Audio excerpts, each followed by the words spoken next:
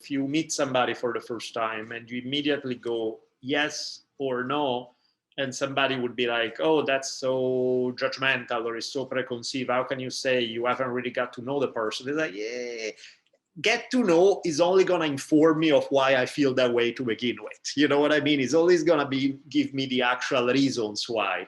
But the conclusion, we already got it before we start. That's something that you feel that tells you already. If you have decent intuition, some people have crap intuition, and so they don't have that voice there.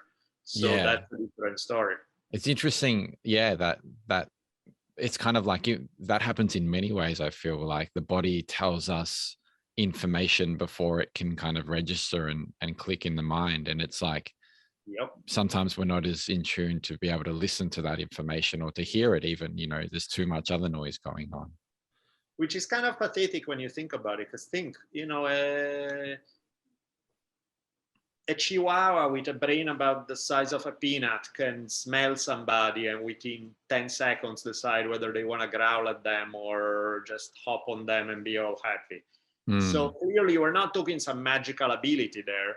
We're talking about something that anybody whose consciousness is not so squashed by rational thought can tap into it. It's not, strange psychic. It just, come on, it's there. How do you, the question is not how does one person sees it, is how do you not see it? It's right there. It's right in front of you.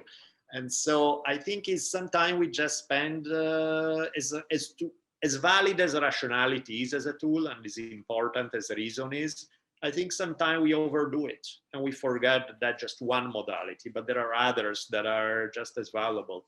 Yeah, it's interesting making choices from that different place. It's something that I've kind of explored quite a bit, this idea of, but it's not really, it feels like in the initial stages of moving into or practicing doing that, it's quite difficult. Oh, definitely. It's a big jump. Even because, again, if you're not, maybe you're projecting too much, maybe it's your own whatever else, maybe. And that's why it's a process kind of to learn how to develop a decent intuition where when you hear that message loud and clear, you can say, no, this is, sometimes you don't feel anything and that's fine. And so then overdoing it and try to see it where you don't would be a mistake because it's not coming through clear. But in some cases it does come through clear and you're like, okay, that's, why would I ignore it? It's a pretty loud statement that I'm hearing here in my consciousness. So why not honor it? Yeah, for sure. Do you find you have that feeling in the middle of like a martial arts competition or some kind of sparring? No, I think it's just, that's probably the least likely scenario because you are so wrapped up into action, into events, into things happening at tremendous speed with adrenaline pumping, where that's probably you are a little less in tune with that kind of stuff. But like just in day-to-day life, you walk into a room and you meet a few people and boom, 10 seconds have gone by and you're like, I want to talk to this person and I don't want to talk to this too. That yeah, that makes sense. So it's probably the polar opposite than the martial arts example. Yeah, I think it's easier to have in day-to-day life, because when is that's usually intuition is dependent on your ability to perceive stuff. When is that you perceive stuff the best is when you're relaxed.